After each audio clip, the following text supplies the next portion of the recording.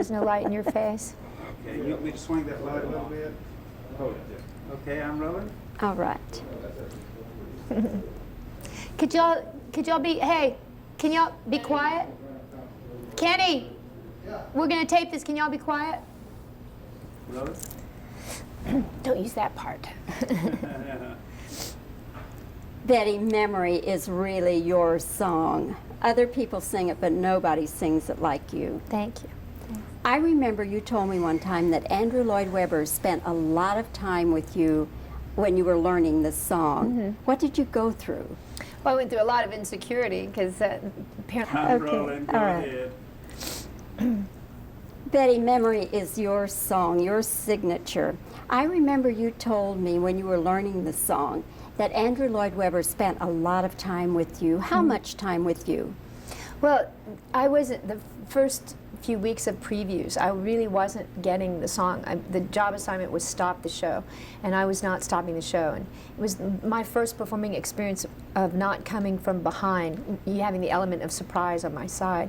Because in London, the show was a big hit already, and Elaine Paige had stopped the show with the song, plus Barbra Streisand's recording was a big hit already. And so I was the fortunate singer of the song in New York, but you know, it was like, you must stop the show with this song.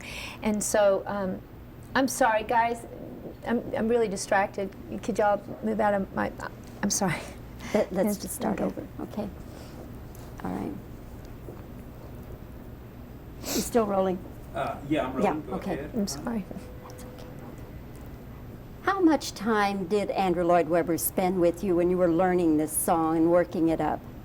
Well, he called several special rehearsals because during the previews I had not mastered the song yet, and it had already been proven by the performance in London given by Elaine Paige that Memory was capable of stopping the show every night, and I was not doing that. And so I was somewhat intimidated and insecure and trying to figure out how to sing the song appropriately.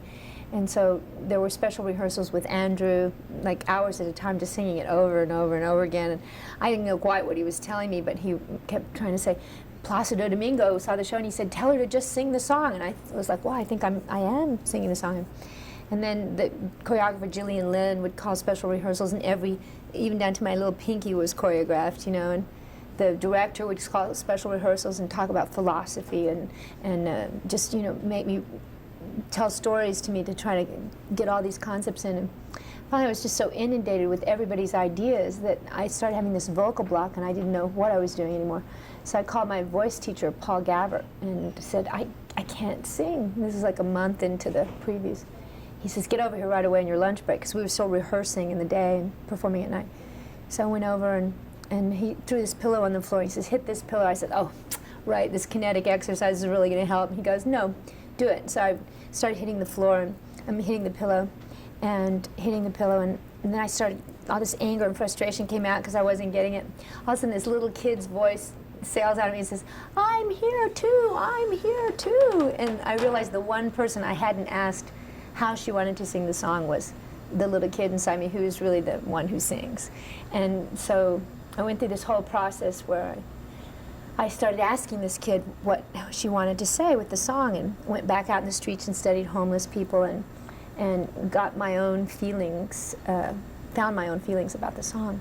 And during that week, they kept coming back saying, should we call another rehearsal? I was like, no, I'm in transition. They were like, oh, she's in transition. You know, they didn't know what that meant.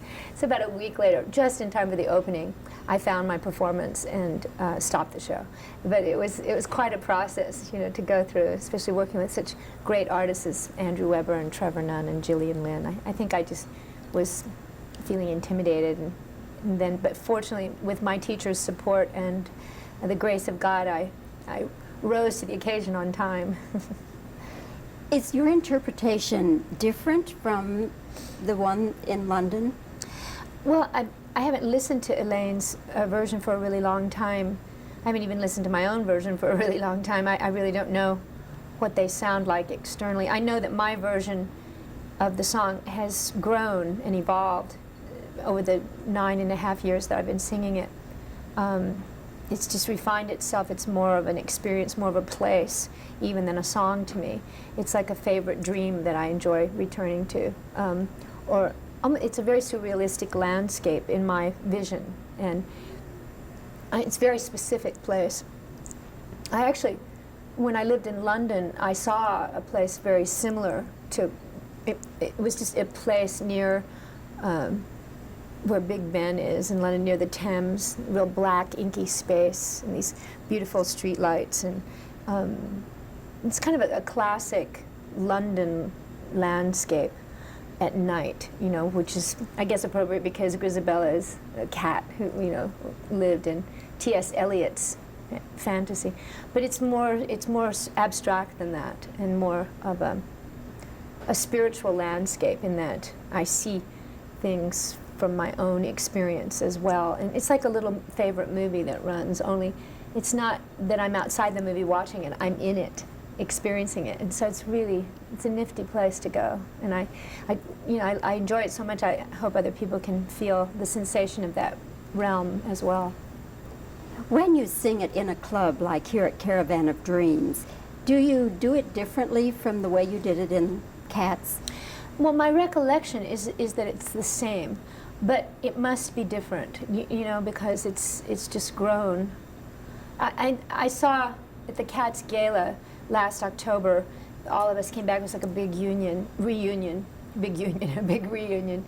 and they kept running this loop of the Tony Awards night, and we performed Memory. The company was there, and so there's a snippet of my version of Memory, and I watched it and I was like, oh well, that's really interesting. There was something. Well, in that when I'm in concert, I'm not in costume, I'm in the cat costume, so there's a difference right there. And in the beginning, when I started doing it in concert, I had to go through this adjustment about, well, am I using a paw now, or should I just make it my hand, you know, and should I? And I think I referenced the paws, you know, that I let little influences be there in terms, but I'm not trying to be a cat, per se. On occasion I do, depending on how much you know, the evening itself lends itself to imagination and storytelling, depending on how much the audience is into the images that I'm creating, or characters, and one can feel whether they're really, you know, into the stories perhaps, or more into the music, you know. So it's always a little different. But there was something very, I don't have the right adjective for it now, but it was very sculpted when I was in the show, very, very sculpted. And now I think there's more of just a flow of an experience and a sensuality. You know, it's not to say that it didn't have a sensuality in the show too, but I think it's more lyrical perhaps than, and more just atmospheric and experiential now than so precise as is in the show. These are my paws. I hope you can get that. That's the choreography. I would walk out and go, doo, and just stand there with my paws and sing. It's pretty funny. All right, Betty, we'll let you go back to your rehearsal Okay. now. Thank you, darling. Thanks so much.